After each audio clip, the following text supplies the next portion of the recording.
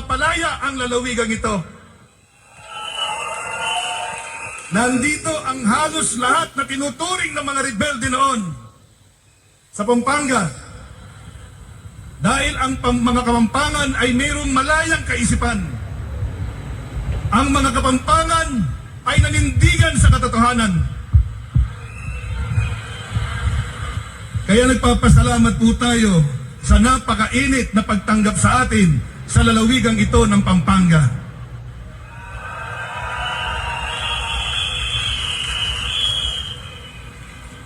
Ngayon, bro, upang sila ay mag-ulat sa bayan.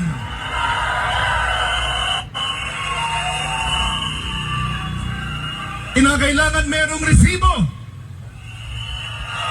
sa bawat panahon na ginagasta ang kayamanan ng ating bayan. Ito ang panawagan ng bawat isa sa atin. Pagpalain tayo ng ating Panginoon.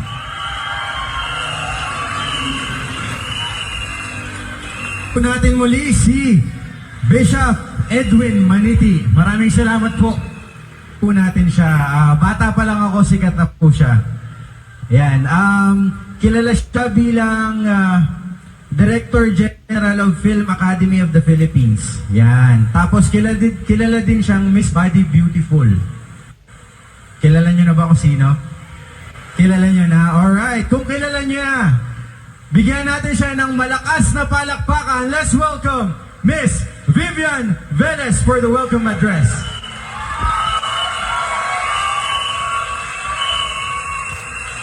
May kanyon. Sino ang kakanyonin natin? Okay. Magandang hapon mga kaisog. Maisog ako. Isigaw po nga natin. Yan naman ang mga gusto ko sa ating mga kaisog eh. Talagang mukhang nakakain na kayo. Okay, magandang hapon po. Babasahin ko ang aking kodigo at hindi po tayo medyo sanay sa magtalumpati. Ano po? Sa pagtitipon ng ating mga puso at isipan, ngayong araw na ito, mariing ipinapaabot natin ang ating matinding pagkadismaya sa kakulangan ng kasalukuyang administrasyon sa pagsunod sa kanilang mga pangako sa tunay na paglilingkod ng bayan. Hindi tayo naririto upang maghasik ng kaguluhan, kundi upang magtipon at ipahayag ang ating matibay na paninindigan sa prinsipyo na itinataguyod ng TAPS: transparency, accountability, peace, at security. Nakikita natin ang kahulugan, kakulangan ng ating administrasyon, ang komunikasyon at pananagutan sa bawat hakbang at desisyon ng kasalukuyang administrasyon dahil nga kasi, sino bang bangag? Sino? Kaya ganyan. Ang kapayapaan at seguridad ng bawat mamamayan ay tila hindi sapat na prioridad para sa kanila.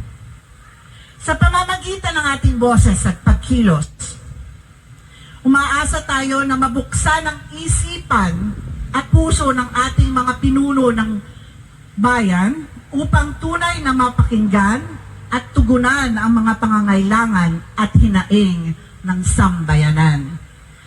Pakinggan natin ang ating mga takapagsalita ngayong araw na ito.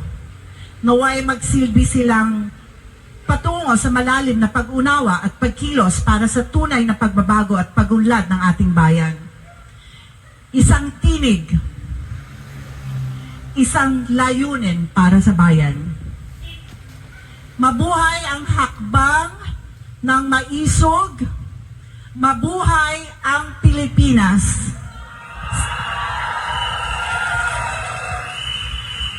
Nagpapasalamat po kami dito sa ating mga kasamang conveners ng Central Luzon sa lahat ng sumusuporta sa pamamagitan ng kanilang financial assistance. At sabi nga nila, napapagbintangan po tayo na meron daw nagpa-finance sa atin. Hindi po totoo yun. Kasi talagang pinaghihirapan po natin ang ultimong upuan na inuupuan nyo ngayong araw na ito. Kaya hindi po nila tayo pwedeng pagbintangan na ganyan. Nagpapasalamat, pero ganun pa man, nagpapasalamat tayo, lalo na sa mga OFW, kahit napakalayo po nila. Talaga namang pinapakita nila yung kanilang malasakit para sa bayan. Maraming salamat po sa mga OFW. At sa mga volunteers na nagbigay ng kanilang oras at dedikasyon, kahit na halos po wala ng mga tulog yan. Sa ating mga maisog vloggers, syempre, ang mga matatapang nating maisog vloggers, at syempre, sa iba't ibang lugar pa po yun ang galing yan. Meron pong sa Davao, sa Pangasinan, at kung saan lupalop. At syempre, yung ating mga regional mainstream media, at yung mga sa social media na tumutulong po sa atin. Konti pa, dagdagan nyo pa, yung sa social media natin. Pugpugin natin ang mga wall post yan. Alam ko, ginugurgur nila ang ating mga social media, pero laban lang. At syempre, sa ating mga nakaraan na mga conveners, yung mga nagurgur na rin, yung mga nasa Bustos, Bulacan, yung mga nasa Dumaguete, yung Tacloban, of course, yung ating Tagum, nandyan po sila, no, para magpakita ng suporta sa atin. At maraming salamat syempre sa ating LGU at sa ating Mayor Pogal Lasatin, ano? At tayo ay napayagan na mag-rally po ngayong araw nito. At sa ating mga PNP, maraming salamat po. Yun na lang po. Mabuhay tayong lahat. Mabuhay ang mga maisog. Salamat po.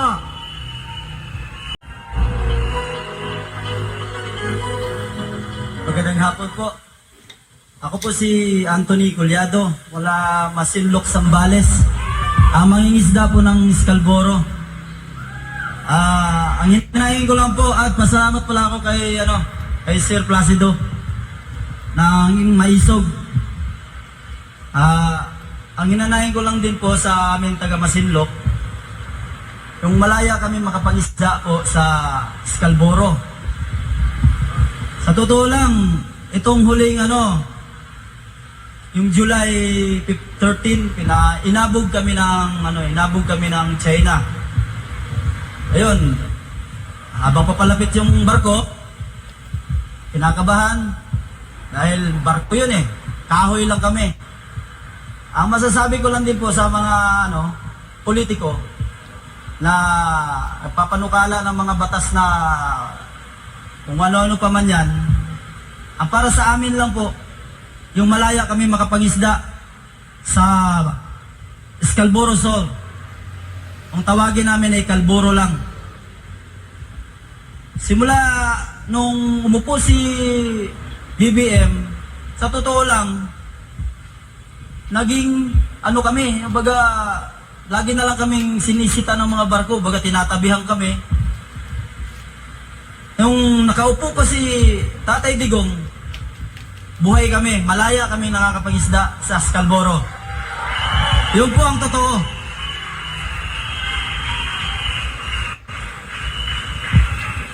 Kaya sa mga matataas sa ating gobyerno, gusto ko lang po iparating na tulungan kami mga maliliit na mangingisda, na malaya kami makapangisda sa Scalboro.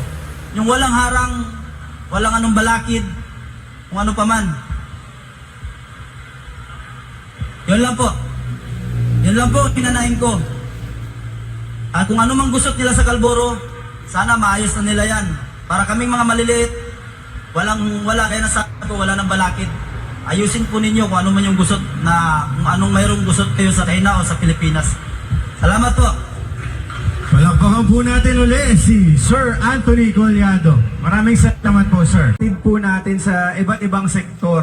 Bibigyan po natin sila ng oras para makapagsalita dito sa harapan at mahayag po, madiscuss, mapag-usapan yung mga issue na na currently na nangyayari, mga ka-issue na nangyayari po ngayon. Ayan, nauubos yung Tagalog ko.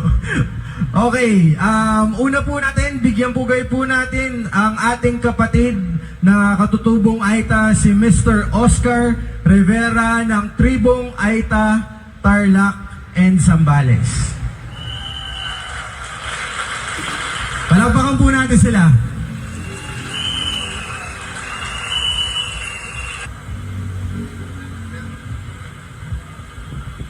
Magandang araw po sa atin lahat. Lalo-lalo po sa ating mabait na mayor si Basti. Andyan po at saka sila Sir Harry Roque. At lahat po at pinapakilala ko rin po sa inyo yung aking mga kasama na leader. Lahat po na kasama ko ay leader po ng mga IP, mga AITA dito po sa Pambahan. Andiyan po ang aming president, si Danilo Adrias.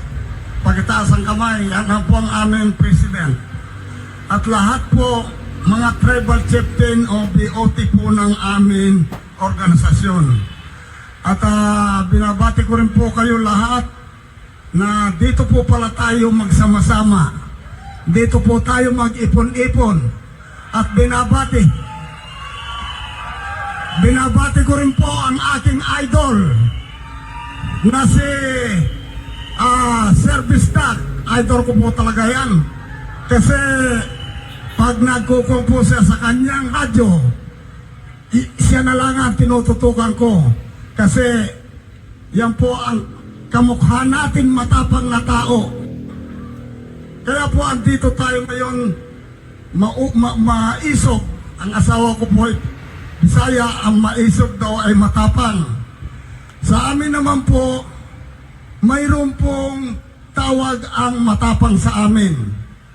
Yan po ang tinatawag nilang matubag. Kaya po ang mga kasama ko ngayon dito, ang karamihan sa leader, matubag po. Kaya pinapakilala ko po sa inyo na andito po kami. Alam po ninyo,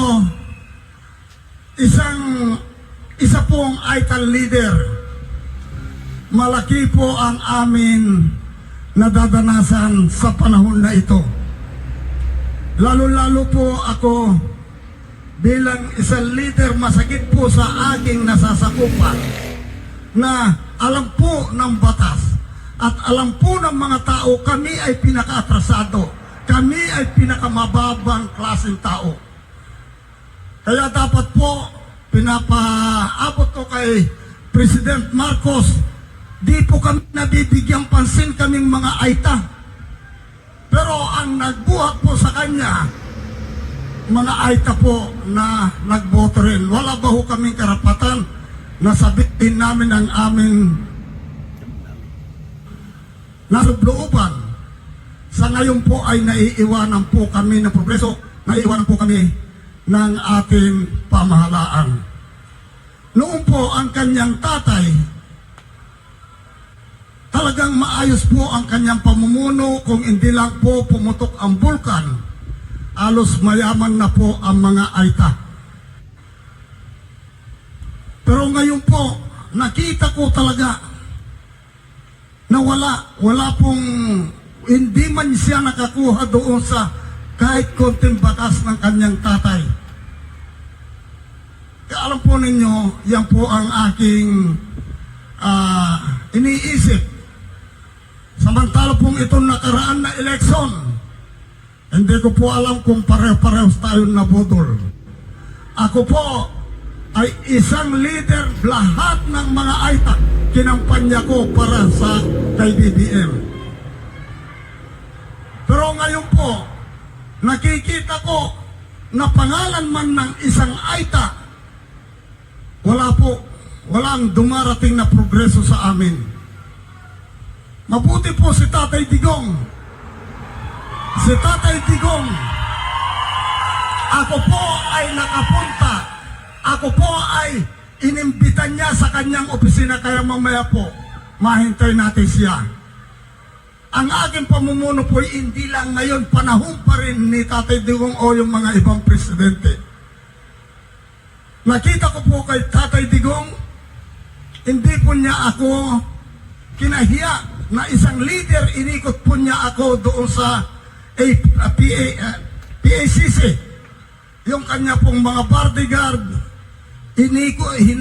dinala po ako. Inikot po ako sa buong PACC pagkatapos inatid po ako sa upuan. Ganun po ang pagkilala ni Tatay Digong, wala po siyang pinipili, na wala siyang tinatangi sa atin lahat. Kaya alam po ninyo, sabi ko, si Tatay Digong, dapat sana po kung hindi lang nalilipas yung posisyon, hindi lang po nalilipas yung mga term nila, dapat manatili si Tatay Digong kung maaari lang sana. At ang pangalawa po, alam niyo po, kaya andyan ang idol ko, si Sir Bisda. Ngayon pa lang po kami nagkita, pero idol kong idol ang taong yan. Opo. Alam po ninyo, ang aming mayor, ito po ang aking kinakalungkot. Ang aming mayor sa Bamban, na si Mayor Alice Go, hanggang po ngayon, dinadaing ko sa taas, pati po sa mga media. Ang totoo po nito, ang media na ito pong medyang Jessica Soho, sinundan po ako, inintay ako para ma-interview lang. Sinabi ko po ang lahat na problema ng mga Aita, pati ang problema namin dito sa aming mayor. Alam po ninyo, iisa lang ang pinalitaw ni Jessica Soho. Isang salita lang. Ang dami kong sinabi, mayroon sigurong kalahating oras akong na-interview. Pero noong ipalapat po niya, ang salita ko, iisa lang pong salita pagkatapos kinat na. Mga bias pong reporter yan. Yan po, ang mga bias na reporter. Kaya sinasabi ko po, gusto ko, pag narinig ko po itong rallying ito, talagang para po akong nabunutan ng tinik. Para po akong nabunutan ng tinik sa aking sarili. Kasi pwede ko na pong sabihin ang nasa loob-looban ko. Pwede kong sabihin at ibulgar ang nangyayari na sistema po ngayon sa ating lipunan. Lalo sa pamahala po ng ating presidente. Ako po, hindi ko kinakalaban ng ating presidente, pero ang mga mali, kagaya po namin mga Aita, hindi man kami binigyan pansin, hindi man kami binibigyan ng kahit konting halaga, kasi ang tingin niya sa amin, hindi tao, kung hindi ang tingin niya ay unggoy. Yan po ang masabi ko sa ating presidente, pero naghirap po tayong para-pareho sa bagay na putol nga tayo talaga. Kaya ako po, andito po ako na kagaya po ng mga ako sa bagay, mamaya po pa-interview talaga ako kay Sir Bisda. Ito po, gusto kong ipahayag talaga yung mga nasa loob-looban ko, lalo-lalo yung mga ibang reporter dyan. Kaya ako po, pag abot to sa lugar namin, ayaw na namin ang reporter. Palagay ko, kunin ko number si Sir Bisda, siya na lang ang magkuka sa amin. Dahil ito po ang nakita kong tao. Ito po ang nakita kong tao na talagang walang takot. Pareho po tayo Sir Bisda na hindi natatakot. Pag-abot po sa mali. Kaya ako po ito, nakita po ninyo, Sambales, hindi ko man nabalitaan na umikot doon ang ating presidente. Tarlac, Kapas, wala talaga pong kami. Itinakwil kami ng tadhana kay BBM. Ang tingin po niya sa amin ay hindi tao. Pero po yung tatay niya talagang yun ang tao na kung hindi pumutok ang bulkan, mayaman po kami sa ginawa po ni Apong Marcos. Kaya po ito sana, tayo po ngayon andito na purong matatapang, kaya maisog, matapang. Sana po maraming salamat at huwag tayong susuko. Ipaglaban po natin yung nasa tama. Maraming salamat po sa inyo lahat. Palakpakan po natin uli si Tatay Oscar Rivera ng ating mga katutubong Aita. Maraming salamat po. Po ay si Arnel S. Cruz. Ako po ang Secretary General ng Treasure Hunters Association of the Philippines Incorporated o TAPI. Ito po yung asosasyon na kung saan ay kumuha ng Golden Buddha sa pamumuno ni Roger Rojas at ni Albert Umali noong 1970. Kami po ay pumunta rito upang pumasok po o sumalibi sa sectoral section at sana po ay papaliwanag namin kung ano po ang aming layunin. Pero ang napapunta po sa akin na ibang sasabihin sa inyo ay hindi tungkol sa treasure hunting kundi tungkol sa EDCA. Treasure hunting, napunta po ako sa EDCA. Bago po ako magpatuloy, ay dinanais ko pong i-recognize yung pong pamunuan ng Treasure Hunters Association of the Philippines. TAPI, nandito po sila sa unahan. Yung pong aming presidente ng TAPI ngayon, si Mr. Alan Bourbon. Kung kayo po ay bibili ng mga equipment, metal detector equipment, siya po ang nagbebenta ang Bourbon Electronica. Kasama rin po natin ang Vice Presidente ng TAPI, si Engineer Brice Ubay, nandito po. At ang aming pong Secretary, si Ginoong Isabelina Cruz. Mami tayo po. Yan po ang aming Secretary. Siya rin po ang aking may bahay. Okay. Ang aking pong assignment na ipapaliwanag sa inyo ngayong hapon ay patungkol po sa EDCA. Normally, hindi po ako nagbabasa ng aking sasabihin kahit kailan pag ako po ay tumayo sa mga tao. Pero sa pagkakataong ito, minarapat ko na isulat sapagkat ako po ay 63 years old na at ako po ay may suliranin sa pagtanda ng oras. Kaya po minarapat ko na isulat dahilan sa pagkahindi, baka mamaya sa haba ng aking sasabihin, ay baka po iisang tao na lamang ang matitira dyan at nag-uuwian na kayong lahat. Okay. Ano po ang EDCA? Ang title po ng aking sasabihin sa inyo ay ang EDCA at ang isinukong soberenya ng Pilipinas. By definition, ano ang definition ng EDCA? Ang ibig sabihin ng EDCA ay Enhanced Defense Cooperation Agreement. Ito po ay isang kasunduan patungkol po sa depensa. At ang agreement pong ito ay patungkol sa hindi lamang sa larangan ng depensa at seguridad, kundi pati na rin sa ating pambansang soberenya. Ang kasunduan na ito ay nilagdaan ng mga Pilipinong pinuno at Estados Unidos na nagdudulot ng maraming pag-alala at pangamba. Sa kabila ng mga pangakong proteksyon at tulong militar, ang EDCA ay nagdudulot ng matinding panganib sa ating bansa, lalo na sa posibilidad ng pag-atake mula sa Taiwan. Ang EDCA po sa kapanahunan natin ngayon, meron na po tayong 9 na base militar ng mga Amerikano buong Pilipinas. Ako po ay gumawa ng mga babasahin o ng leaflet, hindi po sapat.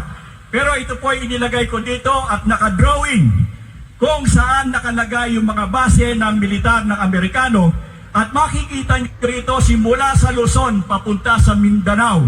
Diyan po nakakalat ang kanilang mga base militar. Isa pa kung bakit ko isinulat ang aking sasabihin sa inyo. Ang usapin pong ito ay masyadong sensitibo at baka po ako'y masama ako sa magurgur. Okay. Ang presensya ng mga puwersang militar ng Estados Unidos sa ating teritoryo ay nagpapakita ng isang malinaw na pagsuko ng ating soberenya. Tandaan po ninyo, ang presensya ng mga base militar na ito sa ating bansa ay pagpapakita ng pagsuko ng ating soberenya.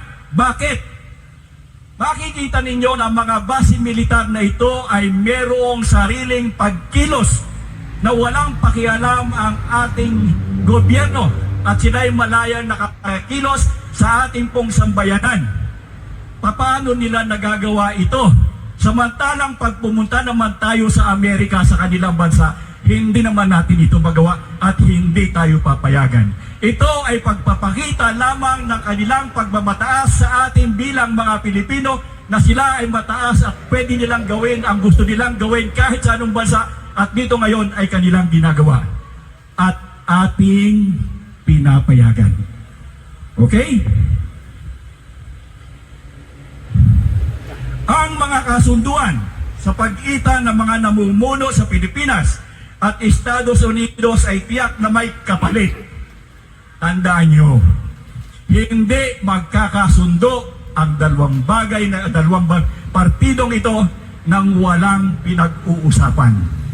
Tayo na nasa laylayan ng lipunan, hindi natin alam kung ano ang kanilang palitan. Nga na lang po tayo at palamang sila ang may pakinabang. Okay. Ito ay isang patunay na ang mga Pilipinong pinuno ay nagkanulo sa bansa. Ang tanging solusyon upang maiwasan ang ganitong panganib ay ilayo ang mga tao na nakatira malapit sa mga base militar. Dapat magsagawa ng relokasyon upang protektahan ang mga sibilyan mula sa posibleng pag-atake. Mahalaga rin na maging defensive sa halip na reactionary. Kailangan natin maghanda at magplano upang maiwasan ang sakuna. Anong ibig sabihin? Ang mga Pilipino ay merong problema sa mula at sapol. Tayo ay reactionary instead of being defensive. Tayo ay kumikilos lamang kung merong nangyari na at pag may nangyari na, saka pa lamang tayo gagawa ng hakbang. Sa halip na dapat bago pa dumating ang mga bagay na sakuna, ay nakagawa na tayo ng preventive measure. Sa ngayon, mapapansin ninyo na nandoon pa rin sa palibot ng base militar ang karamihang mamamayan ng mga Pilipino. Papaano?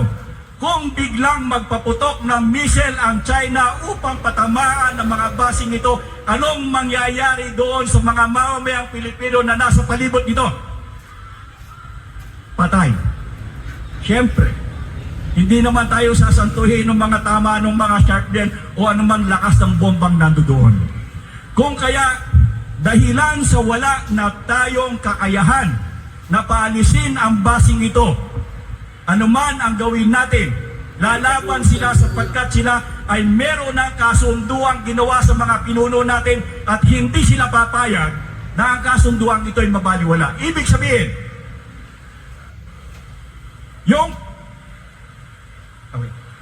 So ngayon po, ang sinasabi ko, kinakailangan na ang bawat isa sa atin doon sa mga nasa base ay dapat magkaroon ng relocation na kung sa gayon mag-away at mag-away ay hindi sila tatamaan. Ang problemang ito ay katulad din po ng problema sa Ukraine na ang Pilipinas ay ginagamit as a proxy ng labanan between China and America.